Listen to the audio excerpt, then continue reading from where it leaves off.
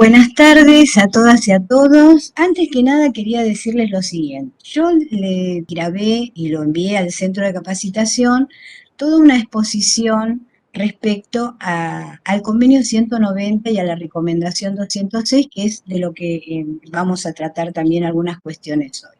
Quiero que sepan que eso es una aproximación. Digamos, tiene un contenido más que nada teórico, donde yo agrego mis propias sugerencias, mis propias reflexiones, aporto ideas acerca de herramientas con las que nuestro derecho podría llegar a dar una respuesta a lo que pide el convenio 190, ¿no? A lo que está exigiendo a nuestro Estado. Cuando hablo de Estado, hablo de los tres poderes. O sea que es una introducción, larga, pero introducción. Y entonces lo que se me ocurrió para el día de hoy, para poder darle, digamos, más contenido a esa exposición, que ustedes la tendrán que mirar o la habrán mirado y la habrán escuchado con el convenio y la recomendación en la mano, que como es un instrumento nuevo. Obviamente no todos podemos llegar a conocer todas sus cláusulas y qué es lo que pretende y cuál es el objetivo que persigue. Entonces, lo que yo quiero hacer ahora es sumarle jurisprudencia nacional y provincial que se vincula con este instrumento, para que ustedes puedan observar, primero, que en poco tiempo, y desde la adopción de la OIT de este instrumento, que fue en junio del 2019, cómo fue citado y en algunos casos cómo fue aplicado. Y yo lo tomé esto como una expresión diligente del Poder Judicial en general. Y en algunos casos, acciones que son muy concretas y que son muy interesantes de uno de los poderes del Estado, que es precisamente el Poder Judicial. Y esto ocurrió aun cuando ni siquiera había sido aprobado por el Estado argentino. Entonces, aun cuando no había sido aprobado por el Estado argentino, nuestro Poder Judicial, a lo largo y a lo ancho del país, ha dictado pronunciamientos refiriéndose también al convenio 190. En las placas que yo les voy a exhibir, consigno los datos de esos precedentes para que después ustedes puedan ubicarlos y puedan acceder a ellos. No son los únicos, hice una selección, uno que es más viejito, los otros son más actuales, no toco todos los temas porque son fallos muy importantes, son fallos muy desarrollados, y me voy directamente a referirles a ustedes de qué manera y en qué circunstancias fue citado o aplicado el convenio. Recordemos que el convenio 190, acá voy a hacerles unas reflexiones acerca de cuestiones que están ocurriendo en algunas jurisdicciones, pero más precisamente en la provincia de Buenos Aires, que puede ser también que ocurra en otras provincias. Para quienes tienen el convenio, recordemos que el convenio 190 establece en el artículo 2 el ámbito de aplicación. Y que yo lo tengo acá también, espero que ustedes lo tengan. Bueno, el artículo 2 comprende las situaciones que se presentan tanto en el ámbito público como en el ámbito privado, de la economía formal e informal en zonas urbanas o rurales, y el artículo 3 aplica a diversos supuestos que pueden ocurrir durante el trabajo, en relación con el trabajo o como resultado del mismo. O sea, un concepto sumamente amplio e inclusivo. Y a modo de ejemplo, en la provincia de Buenos Aires, y a esto quería llegar, hay algunas cuestiones que tienen que ver con la competencia, como les dije. Se han presentado algunos conflictos y la Suprema Corte ha dictado distintas resoluciones al respecto. Por ejemplo, en algunas oportunidades le atribuyó la competencia a favor del fuero laboral cuando las medidas protectorias se ceñían exclusivamente a ese ámbito, o de la justicia de paz letrada, a veces por razón del territorio o por la cercanía de ese órgano judicial. O también la atribuyó a contencioso administrativo si la situación de violencia había tenido lugar en el marco de una relación de empleo público. Pero en otros casos la controversia fue resuelta a favor del fuero civil y comercial.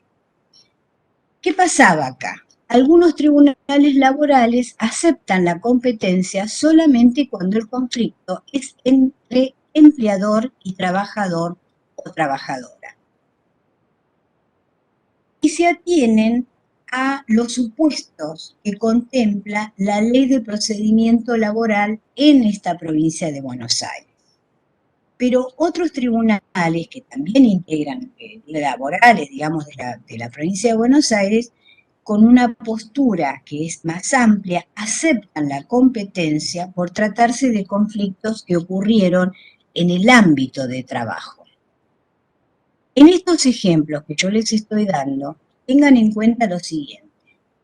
Partimos de la base que el convenio 190 actualmente tiene vigencia nacional, que ya desde el momento que fue aprobado por el Estado argentino ingresó a la fuente del derecho del trabajo y tiene jerarquía supralegal, y a partir del 23 de febrero ya tiene esa fuerza normativa internacional.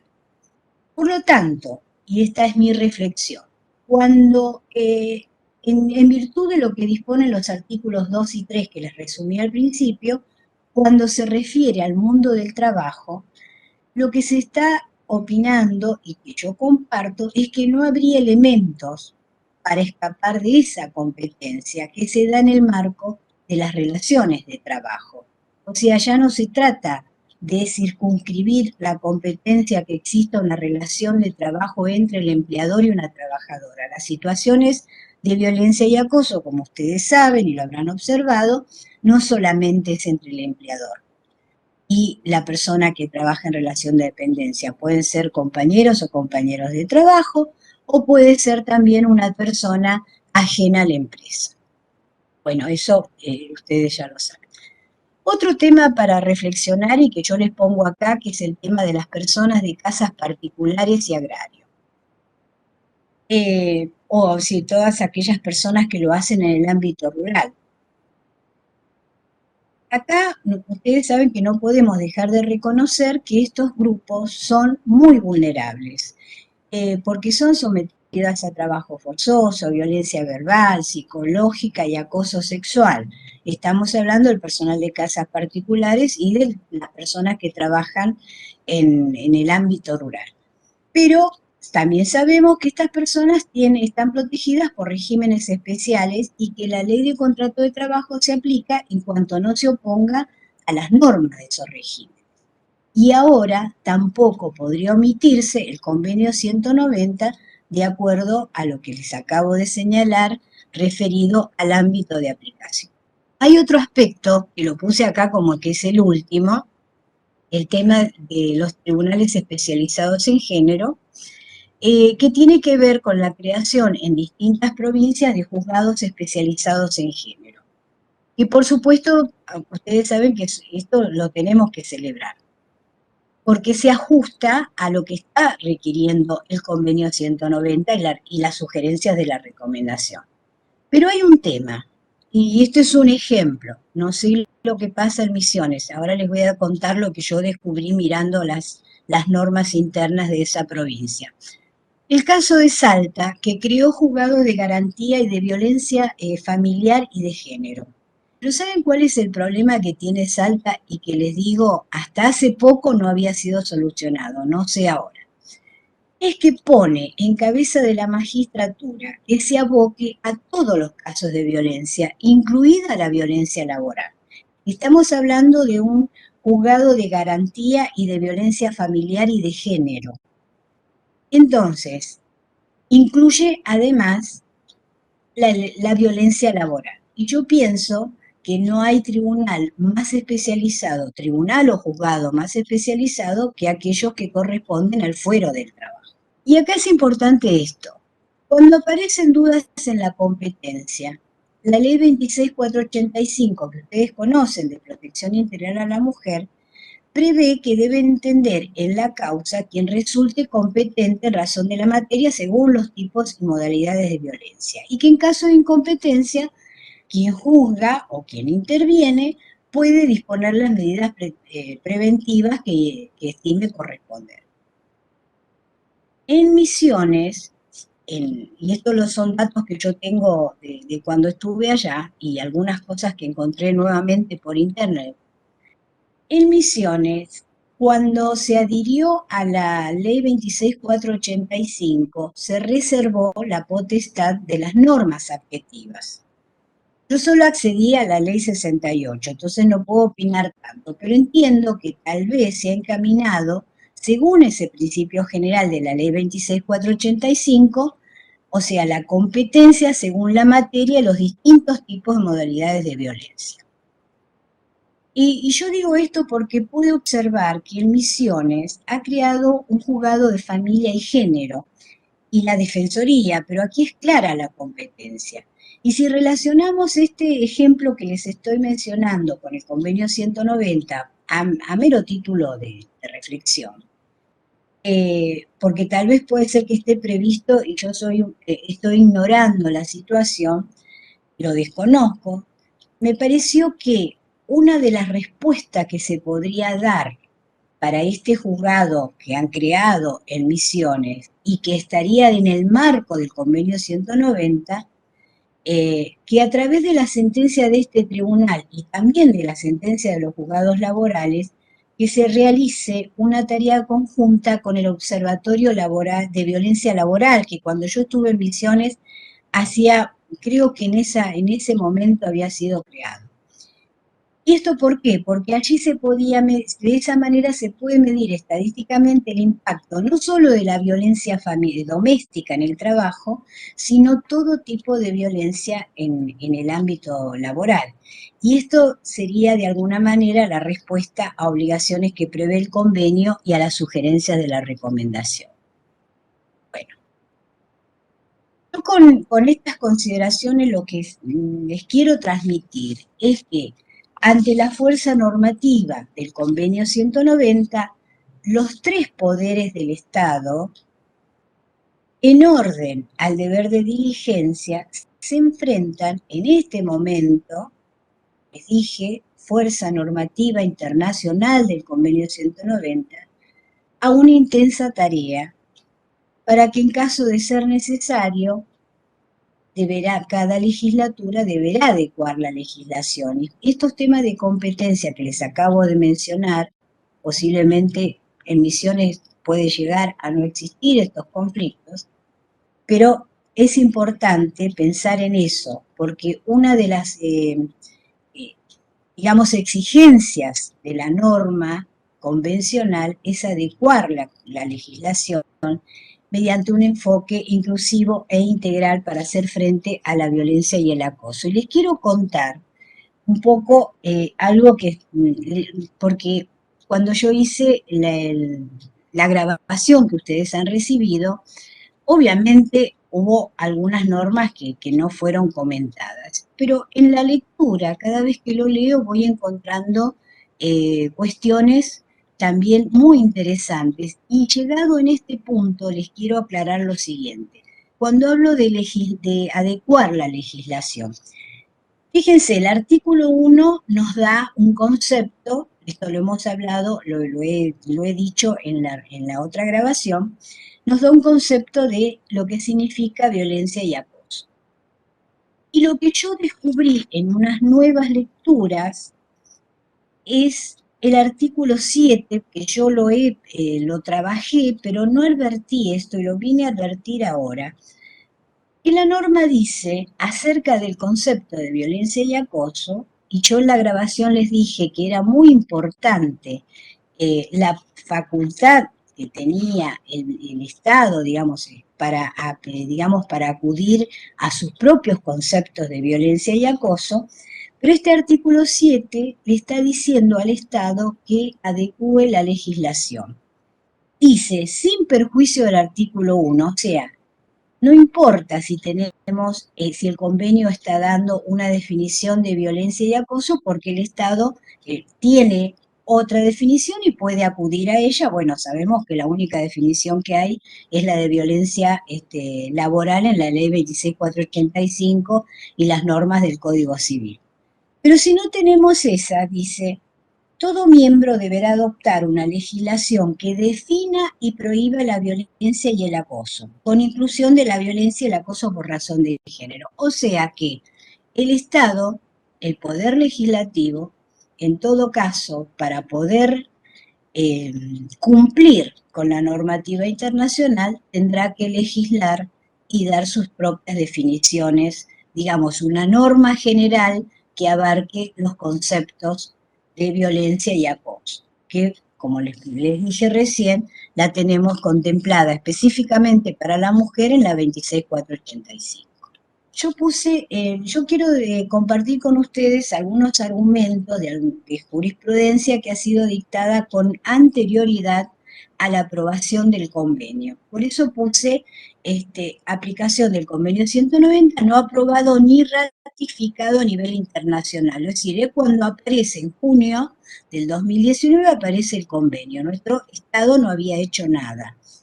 O sea, como les digo, antes de la ley 27.580 de diciembre del 2020, donde el Estado argentino lo aprueba. Y este título de deber de la debida diligencia es para que ustedes puedan observar y resaltar la obligación del Estado de adoptar medidas para prevenir la violencia contra la mujer, para investigar, juzgar y sancionar conforme, digamos, lo que yo ya les he explicado acerca de lo que contiene o de qué significa el deber de diligencia del Estado. Y este deber de diligencia del Estado, que nace de las obligaciones genéricas de la Convención Americana, como ustedes saben, y de las específicas que contempla la CEDAW y Belén do Pará, que ha sido desarrollado por la Corte Interamericana, les repito esto, que fue interpretado, por ejemplo, en el caso Campo Algodonero. Este caso, acuérdense que lo tienen que leer. Yo sé que es largo, pero hay que leerlo. Es un caso señero. ¿Por qué? Porque en Campo Algodonero se dijo que en un contexto de violencia, subordinación y discriminación histórica contra las mujeres, los compromisos internacionales imponen al Estado una responsabilidad reforzada, es decir, un estándar superior del deber de diligencia para los casos de violencia contra la mujer. Y que este deber de diligencia estatal atraviesa todos los convenios de la OIT, y en este caso el convenio 190. Acuérdense, Campo Algodonero es muy importante por el tema de la responsabilidad del Estado, el deber de diligencia y las indemnizaciones con vocación transformadora. Bueno, en este precedente que yo les estoy exhibiendo, se admitió el reclamo de una empleada que fue sometida a malos tratos cuando regresó de su licencia por maternidad. Los hechos se acreditaron mediante una elaboración y un análisis exhaustivo de la prueba testimonial. Y la magistrada dejó asentado que el marco, o sea, como el convenio había sido publicado, pero no lo teníamos incorporado, ella lo primero que hizo fue decir, el marco fáctico y jurídico de este caso lo voy a adecuar a la ley 26485 y a la doctrina del caso Pellicori para el análisis y la evaluación de las pruebas. ¿Cuál fue la particularidad de este caso? La sala citó, yo esto creo que se los he dicho, la declaración de la Organización Internacional del Trabajo, que ustedes lo pueden leer acá, relativa a los principios de derechos fundamentales en el trabajo, en el anexo revisado del año 2010, que se refiere a la obligación de los estados, hayan o no ratificado los convenios, de hacer respetar los derechos fundamentales como una obligación que deriva de la mera pertenencia a la Organización Internacional del Trabajo y por aplicación del deber de buena fe. Y acá tenemos que remitirnos al derecho de los tratados, la Convención de Viena de 1969. Recuerden que el derecho de los tratados aplica a las obligaciones jurídicas que se dan entre estados, pero hace una salvedad de que no hay obstáculo para estar a la Convención de Viena cuando se trata de obligaciones jurídicas entre un Estado y una organización internacional. Por eso les puse acá el derecho de los tratados, la Convención de Viena de 1969. Bueno, sigo con el caso. Si bien la magistrada aclara que todo el desarrollo que hace ella alrededor de la 26485, el análisis de la prueba, la recepción de la, digamos, la evaluación de la prueba testimonial es suficiente para encuadrar el tema desde el aspecto normativo, aquí acude al convenio 190 y destaca que si bien no fue aprobado por el Estado argentino, constituye, dice así, la base fundamental para posteriores desarrollos en el marco del derecho internacional. Por ello, refuerza su argumentación acudiendo a las definiciones de acoso y violencia en el mundo del trabajo previstas en el artículo 1 del convenio. Además, este fallo, y que se los recomiendo, es muy interesante, tiene aspectos referidos a la reparación del daño y el método de cuantificación que adopta en términos de género. No nos olvidemos de la introducción de la perspectiva de género en el convenio 190. Entonces, el método de cuantificación que adopta la jueza, la magistrada que votó en este caso, lo hace en términos de género. Por ejemplo, tomando en cuenta cualidades personales de la trabajadora, el proyecto de vida, etc. Ustedes van a poder comparar y analizar a los efectos de formar criterio respecto a la cuantificación en el caso que les voy a comentar. Bueno, sigo con los títulos, ¿no? Debida diligencia, pero la diferencia en este, y creo que en dos más que les voy a comentar, está en que aquí se menciona el convenio, se aplica y ya está aprobada por el Estado argentino. Y esto es importante porque al haberlo aprobado el Estado argentino, cuya ley ya mencioné, eh, entra con jerarquía supralegal. Acuérdense, el artículo 75, inciso 22, casi en los dos últimos renglones, que le da esa jerarquía a estos convenios de la Organización Internacional del Trabajo y a otros convenios que sean internacionales, ¿no? Bueno, en este, como les dije, en este supuesto, la aplicación del convenio ya había sido aprobado por el Estado argentino, o sea, instrumento con jerarquía supralegal. Lo importante que ustedes piensen es que tenía esa jerarquía, pero no tenía esa fuerza normativa a nivel internacional. En este caso, el reclamo de la actora versó sobre distintos ítems, entre ellos el daño moral y las indemnizaciones extratarifadas por el daño producido generado por móvil, es lo que ella planteó. ¿Cuál es la particularidad de este caso? En primera instancia se rechazó la demanda en su totalidad, pero en la instancia siguiente el magistrado, un juez varón, por eso siempre aclaro, analizó la prueba testimonial y tuvo por acreditado que en este caso había ocurrido lo siguiente. Dos mujeres que eran las supervisoras controlaban el tiempo, hasta el tiempo, para ir al baño. Y la frase que más usaban para controlar la productividad era, si no te gusta, ahí tenés la puerta.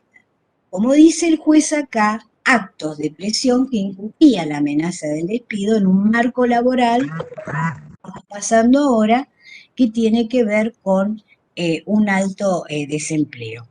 Y en este contexto, según dijo el juez, derivó en un ambiente hostil y un trato inaceptable de parte de las supervisoras que afectaba al grupo laboral y particularmente a la trabajadora, pero que además se extendía a las operadoras de call center que mayoritariamente eran mujeres.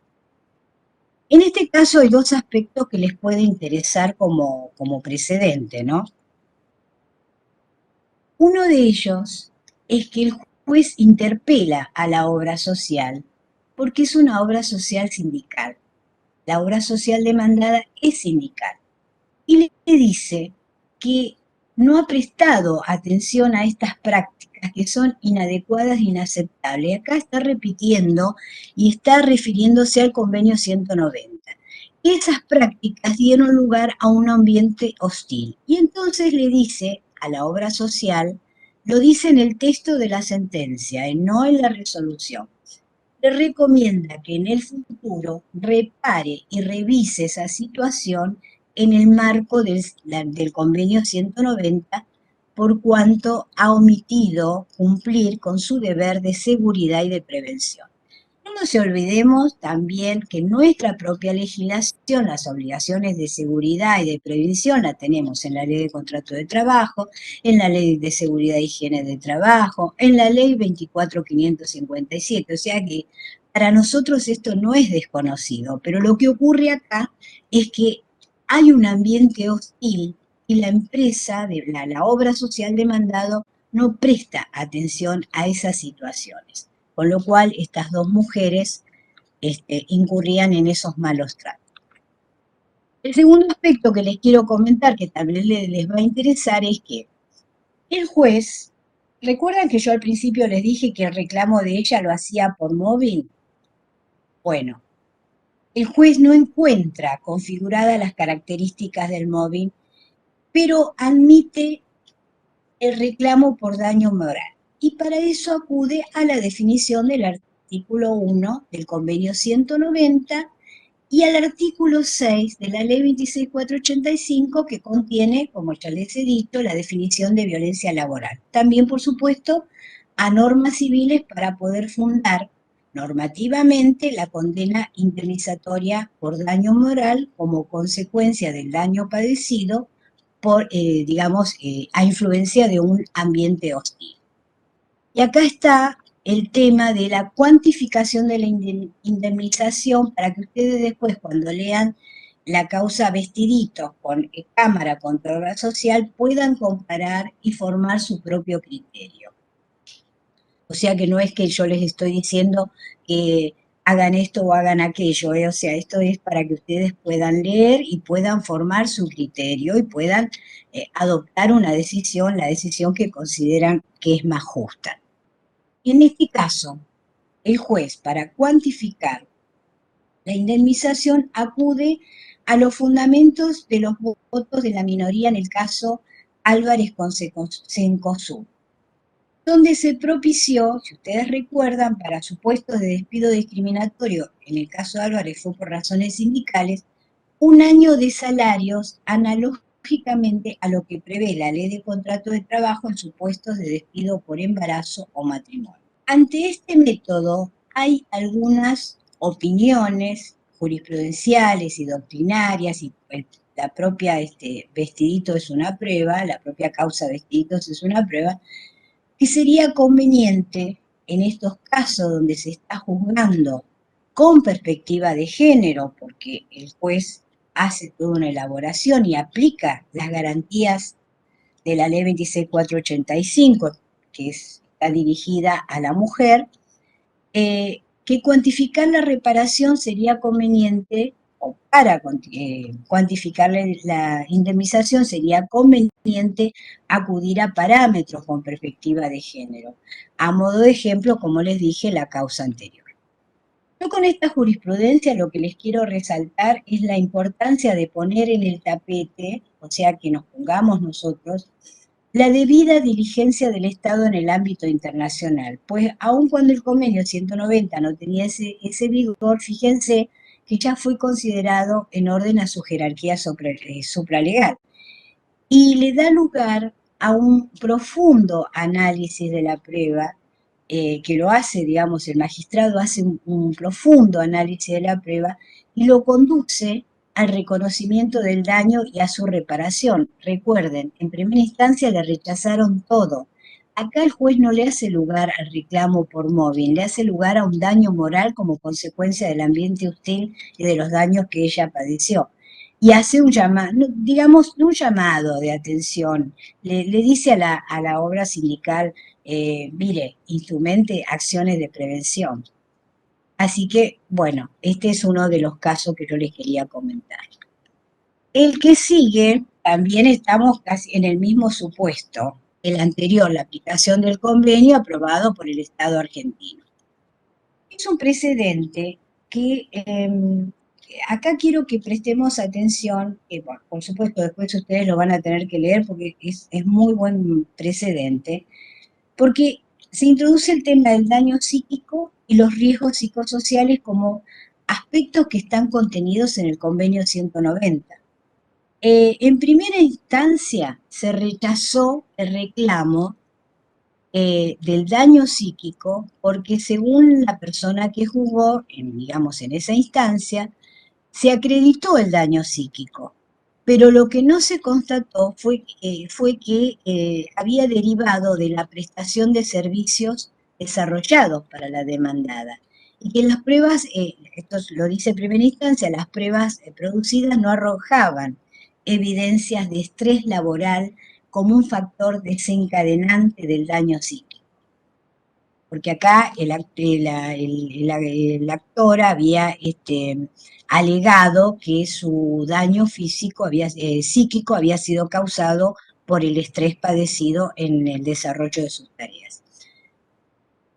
Es muy interesante este caso, porque en segunda instancia se analizó la pericia médica y de la pericia médica surgieron factores estresantes de la historia personal de la actora. También surgieron las especiales condiciones de labor que la habían afectado y que a criterio del juez operaron como una causa desencadenante del daño psíquico y se sumó que ocurrió un despido-renuncia que la dejó sin el sustento económico. Este fallo es de la Sala Sexta también. Una cuestión muy interesante acá es el análisis de la prueba testimonial, porque entre otras cuestiones se comprobó también el ambiente hostil respecto de ella y de otras personas, y que estaba agravado por la inseguridad y el temor, como en el otro caso, de la posible pérdida del empleo. Este tema de la pérdida del empleo es, digamos, realmente es un detonante en las personas que se encuentran en relación de dependencia y de subordinación y sometidas, digamos, a una relación de poder que es dominante. Y además hubo un episodio de maltrato por parte de un gerente de la entidad bancaria sin que la entidad bancaria adoptara ninguna medida, o sea, muy similar al otro caso. Pero en definitiva se tuvo por acreditado el nexo causal de las tareas desempeñadas por la trabajadora y el daño psíquico como derivación de una situación de estrés. ¿Cuál es la particularidad de este caso? Que yo es bastante largo, pero se lo menciono así rápidamente. El juez, además, y esto es muy interesante, además de citar el decreto 1278 que legitima la posibilidad de reconocer eh, eh, una enfermedad profesional e incluirla en el estado, es significativo el fallo porque acude al convenio 155 y al protocolo facultativo, que es una norma internacional ratificada por el Estado argentino, pero que no se le ha prestado mucha atención. La verdad que a mí me llamó la atención porque el juez acudió a esta norma. Y allí lo que dijo es, acude a esta norma porque se refiere a las enfermedades que se contraen por la exposición a factores de riesgo que resultan de la actividad laboral, sumado a la inacción de la empleadora de instrumentar medidas de seguridad, medidas de prevención, ante un ambiente hostil que ocurría en la empresa. Y al referirse al convenio 190, hizo mención de la obligación que tiene la parte empleadora de adoptar medidas teniendo en cuenta los riesgos psicosociales y los factores que aumentan probabilidades de violencia y acoso que pueden provenir de las condiciones laborales. Y en sentido similar, si ustedes recuerdan lo que refiere al respecto a la recomendación 206. En este caso, bueno, al igual que los otros dos, tenemos la aplicación del convenio 190 ya con esa jerarquía supralegal en nuestro derecho interno. Aquí quedó acreditado que la actora se desempeñaba como empleada de limpieza y en el sector producción, pero que fue víctima de violencia física, violencia psicológica y sexual en el ámbito laboral. Acuérdense acá, digamos, para la perspectiva de género, de lo que significa la interacción de muchas, digamos, cómo se entrecruzan distintos tipos de violencia. Fíjense, acá tienen física, psicológica y sexual por parte de un superior jerárquico que la manoseó y que hizo comentarios inadecuados en torno a su aspecto físico. Acá es muy interesante, digamos, esa interrelación que hay entre distintos tipos de violencia. Bueno, en primera instancia se hizo lugar a los gastos médicos y al daño moral, cuantificándose por daño moral en 3 salarios, pero se rechazó el daño psíquico que había reclamado la trabajadora. Y en el voto de la Cámara, la persona que vota en primer lugar mantiene la decisión de primera instancia, pero la magistrada que interviene en el segundo lugar, que va a votar, se aparta de lo resuelto, digamos, de lo propuesto por su colega. La particularidad de este caso es que no se produjo pericial médica. Y fíjense que se hace lugar al daño psíquico. Ustedes dirán, uy, ¿cómo?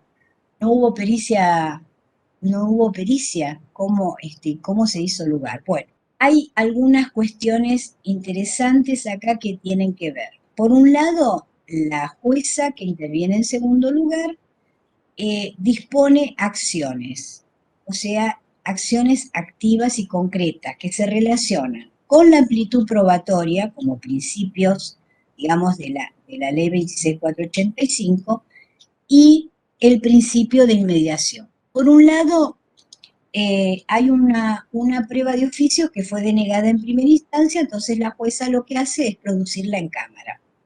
Y la otra cuestión que es interesante, pero que ustedes no lo tienen, porque no, adhirieron con reserva a la ley 26485, pero posiblemente tengan otras normas procesales que sean similares, es que la jueza citó a una audiencia a la víctima para escucharla y aclarar algunas dudas que ella tenía con respecto a pautas temporales vinculadas digamos, a la consolidación del daño y al tiempo que había transcurrido desde que ella estaba padeciendo esa enfermedad. Bueno, con esos elementos y el análisis de la prueba testimonial, la jueza argumentó, y esto es lo interesante, que si bien no se produjo una pericia psicológica o psiquiátrica para acreditar el porcentaje de incapacidad, el daño psíquico padecido estaba acreditado. ¿Cómo lo acredita? Con toda esa prueba de oficios que ella ordena que se produzca. Y que, por supuesto, al haber un daño concreto, un daño real, debía ser reparado. Y además que este daño psíquico no podía ser incluido en esa indemnización por daño moral que le habían dado en primera instancia, que había sido establecido en 3 salarios, sino que se trataba digamos, de daños materiales ciertos que afectaron la integridad de la actora y cuantificó la indemnización conforme las normas civiles. En uno de los párrafos, y en lo que nos interesa, que estamos hablando del convenio 190, la jueza acude a las garantías de la ley 26485 y el consecuente derecho a la reparación. Ella dice algo que a mí me parece que es muy interesante que se lo repita a ustedes. Dice, deben redoblarse los esfuerzos para que sean efectivas. Esas garantías realmente sean operativas y efectivas. Esto no se puede lograr si no se otorga una reparación adecuada a la víctima de las conductas violentas. Y dice así, máxime, cuando el convenio 190 no solo establece como obligaciones principales de los estados prevenir y sancionar la violencia, sino también el de reparar de manera apropiada y eficaz. Yo digo que en estos casos lo ideal para el conjunto, la prevención está antes que todo, pero ustedes saben que una de las cosas que nosotros no sé, que se está ahora caminando en ese tema y se está sintiendo, es en la prevención. Primero la prevención y luego reparar. Si tenemos que reparar, hay que reparar, pero las obligaciones de seguridad y de prevención son previas, pero acá nosotros no tenemos, estamos fallando mucho en eso. Vamos a ver ahora algo que me parece que es muy interesante, que corresponde a causas donde junto con la resolución de fondos se ordenaron medidas especiales dictadas a nivel nacional y provincial. Naturalmente hay otras más, pero yo seleccioné estas a modo de ejemplo. Y yo sé que en Misiones también se han dictado, pero no las quiero mencionar, quiero que sepan que las conozco y que son magníficas, pero si me olvido de alguna, eh, alguien se puede sentir ofendido. No quiero eso, por eso elegí estas que no corresponden a la provincia de Misiones. Estas medidas, estas, digamos, especiales, estas medidas especiales y correctivas, las ordené en forma cronológica eh, porque fueron dictadas con anterioridad a la aprobación del convenio 190, con excepción del último que les muestro acá, que es Fernández contra Banco Francés, porque la norma ya integraba nuestro derecho interno, o sea, los anteriores, salvo Fernando, fueron antes de ser aprobadas. Y en estos casos, prescindiendo del convenio 190, yo no tuve oportunidad de leerlas en forma completa, pero entiendo que el fundamento, aunque no se hubiera mencionado, para estas resoluciones las encontramos en Belén do Pará, en CEDAW, que tiene rango constitucional, y más precisamente en la recomendación 28 del Comité de la CEDAW, que para situaciones de violencia contra la mujer sugiere implementar medidas orientadas a eliminar prácticas consuetudinarias vinculadas a estereotipos o prejuicios.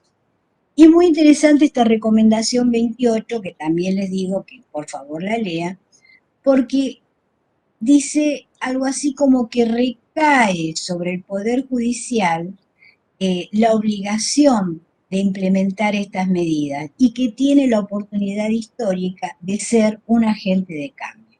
Y actualmente en el convenio 190, por supuesto, en el marco del deber de diligencia. De todas estas causas, por ejemplo, en el primer caso, que es el de Jujuy,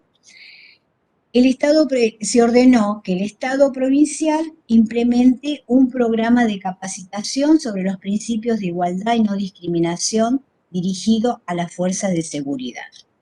En el segundo caso, que es el de Salvatierra, porque acá no lo veo, de San Miguel de Tucumán, se ordenó la asistencia del presidente, del director de una SA, a la jefa y demás funcionarios que tuvieran a su cargo responsabilidades vinculadas al personal sanitario, y a un taller en la oficina de la mujer dependiente de la Corte. En el caso Menón contra Municipalidad, que es de Entre Ríos, se ordenó la elaboración de un programa de capacitación en temática de género y violencia contra las mujeres a todo el personal de la repartición. Y el último, que es Fernández, yo acá me detengo un poquito más porque tiene ciertas particularidades. Primero, que se condena a la demandada para que acredite haber implementado acciones efectivas de capacitación para todo el personal, en términos similares como los otros, para todo el personal, inclusive los directivos, tanto en materia de violencia laboral como sobre perspectiva de género. O sea, por un lado, eso. Pero junto a esta medida, la jueza avanza un poco más y le ordena al representante legal de la accionada a inscribirse, y esto sí lo leo completito, en el Programa Nacional para la Igualdad de Géneros en el Trabajo, el Empleo y la Producción.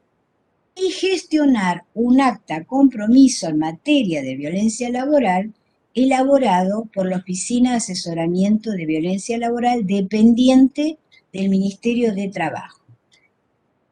El acta compromiso es bastante extensa, pero digamos, contiene estos aspectos. Por ejemplo, que debe integrar un ámbito de intercambio y articulación para prevenir y difundir la problemática de la violencia laboral. En este caso, y la verdad que tiene mucho que ver con lo que se ha llamado la justicia transformadora, que comprende esas medidas especiales. Y dejé del Tribunal número 4 de Morón, de la provincia de Buenos Aires, que es de agosto del 2021. Muy interesante porque tiene que ver con una acción de desafuero sindical solicitado por la municipalidad para excluir a un agente municipal que contaba, escuchen bien, con garantía gremial por ser el secretario adjunto del Sindicato de Trabajadores Municipales. Los hechos denunciados por la municipalidad consistieron en que la gente se presentó en horario de trabajo en la oficina donde una empleada prestaba servicios. Se dirigió a los gritos y le propinó un fuerte golpe en la nuca, y esto fue presenciado por otros agentes municipales que estaban presentes. La jueza en su relato dice también que se aclaró, y así lo dice la parte actora, que parecía o existía un vínculo de pareja entre estas dos personas, y que además eran los progenitores de una niña. ¿Qué es lo que hace la jueza? La jueza, digamos, evalúa los hechos denunciados, evalúa todas las pruebas, hace un análisis muy completo de las normas constitucionales, internacionales, la jurisprudencia de la Corte Federal y particularmente el convenio 190 y la recomendación. Por supuesto, valoró conforme las reglas de la sana crítica, y fíjense ustedes que en la provincia, acá ella toma la ley 26485, no la valoración en conciencia, y toma a su vez el artículo 2 del Código Civil y Comercial de la Nación, que se refiere a la interpretación de las normas e incluye los tratados internacionales de derechos humanos.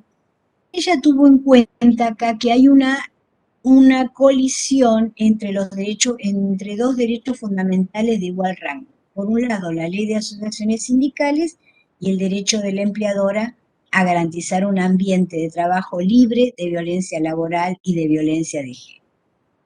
Ella priorizó digamos, el derecho fundamental del empleador a garantizar un ambiente libre de violencia, porque consideró que, bueno, primero que no habían pruebas que justificaran la violencia desplegada, ni tampoco el accionar del representante gremial, y autorizó la suspensión preventiva del agresor. Pero una cuestión que es novedosa, y acá lo que yo veo es el trabajo de la magistratura que va avanzando, o sea, esto es un trabajo complejo, es un camino difícil, que nos presenta muchos desafíos, y acá yo veo que, como en otro de los fallos que les he comentado, la jueza da un paso más. Ella dice, bueno, acá, como les dije, hay una relación de pareja, tienen una niña, entonces el conflicto es tan grande, ella lo dimensiona y dice, el conflicto es muy grande y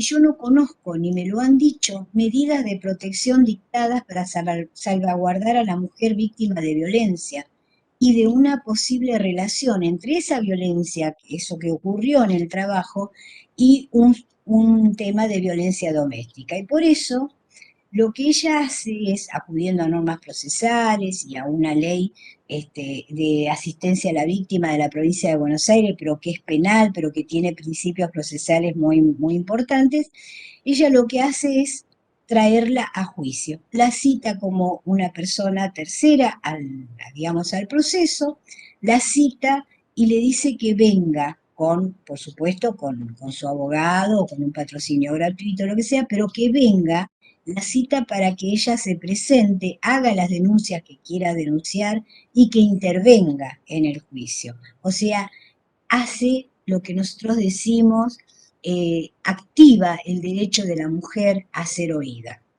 O sea, se inserta en las obligaciones del convenio 190 en orden a la prevención de una medida que es novedosa, que es creativa de parte de la magistratura, considera el riesgo de la violencia doméstica y dispone acciones transformadoras que van más allá de la causa y que según el caso y la circunstancia se pueden replicar, por supuesto, con las adaptaciones del caso a otros supuestos similares. Bueno, yo para concluir, se me han perdido algunos papelitos que quería comentar. Eh, Como dije, la idea de la disertación fue mostrarles cómo la jurisprudencia se abrió camino para darle operatividad al convenio 190 y a su recomendación. Inclusive cuando no había sido ni siquiera aprobado por el Estado argentino. Y la creatividad y el conocimiento del plexo normativo que surge de estos precedentes y de tantos otros que no resulta posible citar, y por supuesto que podemos o no compartir estos criterios, sin duda están girando en torno al deber de diligencia y a su contenido, deber de diligencia estatal, o sea, una investigación seria de las conductas violentas, de los daños que se producen, que le producen a la persona trabajadora, y se está prestando atención a los conceptos de reparación adecuada. Yo le quería contar que en cuanto a las medidas especiales, bueno, las medidas especiales cuentan con recaudos, tienen plazos, tienen apercibimientos pecuniarios, en fin. Y también tienen que coincidir conmigo que no hace mucho tiempo que ni siquiera se hablaba de concretar acciones preventivas y educativas, pero ahora hay una cuestión para reflexionar que tiene que ver con estos precedentes que yo he mencionado. Yo pienso, esto se los dejo a ustedes también para que lo puedan reflexionar ustedes. Ustedes pueden compartir o no lo que yo opino, pero se los quiero dejar, quiero transmitirles estas inquietudes, porque esto es tan nuevo para mí como lo es para ustedes, que la magistratura en estas medidas debería dar un paso más. ¿Por qué digo esto? Por una parte, y esto es lo que los jueces y las juezas tienen que recordar siempre, que a través de las sentencias ustedes están educando. Y quienes no son juezas o jueces pertenecen al funcionariado o están estudiando, o sea, también tienen que pensar en esto. Porque todo lo que hagamos, lo que escribamos, ya sea en una sentencia o en un artículo de doctrina, lo que sea, se hace docencia, bien o mal, uno puede compartir o no, puede decir, bueno, esto no me gusta, yo no opino, no importa, pero forma criterio y escuchamos al resto de las personas.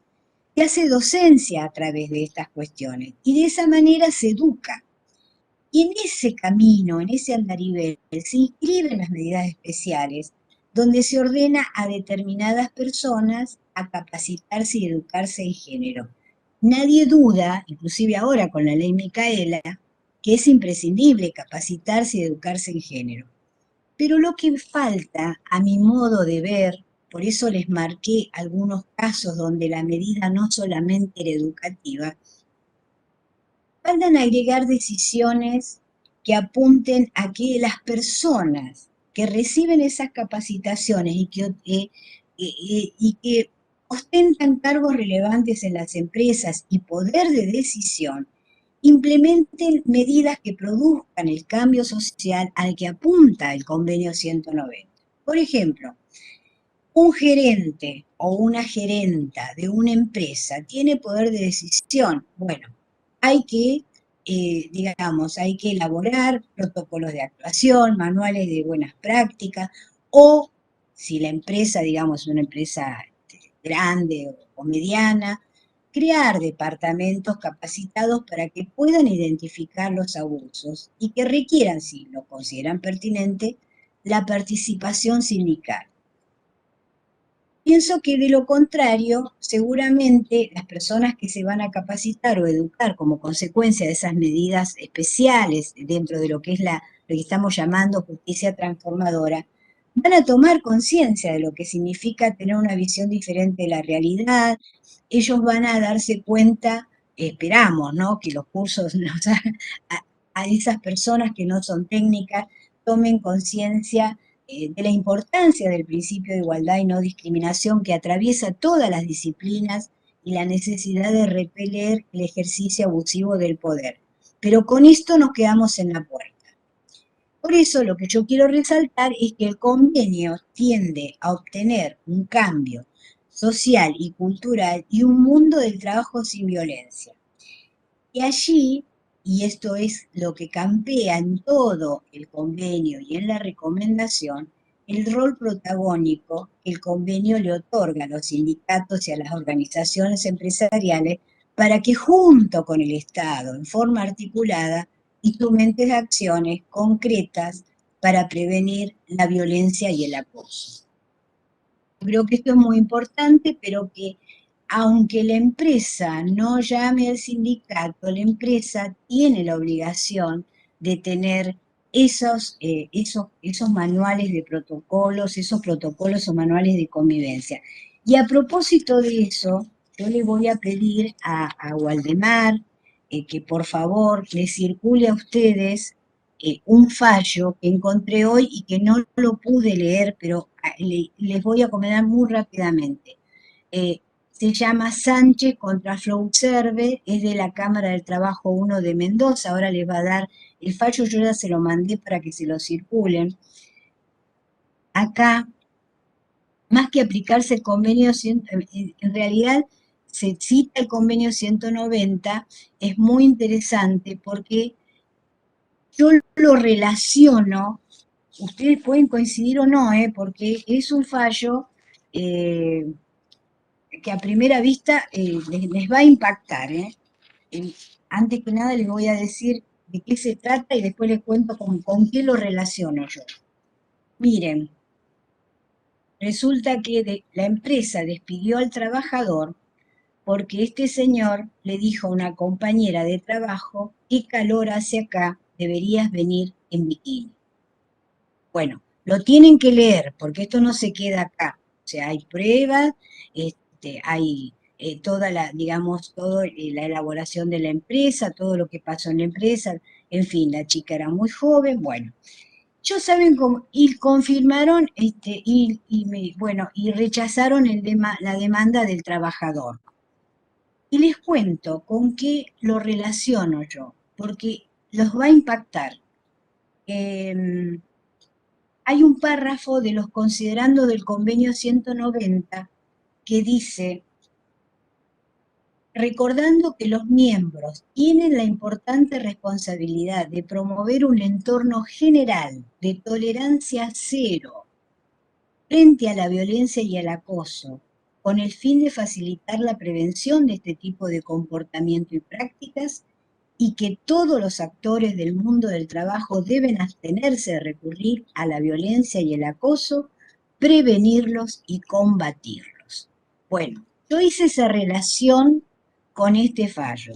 Ustedes se van a sentir impactados. Yo lo leí así muy rápido y la verdad que me impactó, y como yo he sido jueza del trabajo, mi cabeza me daba vueltas más allá digamos, de que soy laboralista, aunque no esté en actividad, y la verdad que me impactó.